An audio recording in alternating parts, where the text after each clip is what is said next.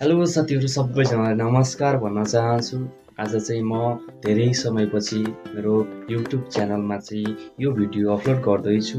कृपया राम्रो लाग्छ भने लाइक, कमेन्टको साथ शेयर गरेर चाहिँ सब्स्क्राइब गरेर पनि साथ सपोर्ट गरिदिनु होला भन्न चाहन्छु सबै साथीहरुलाई।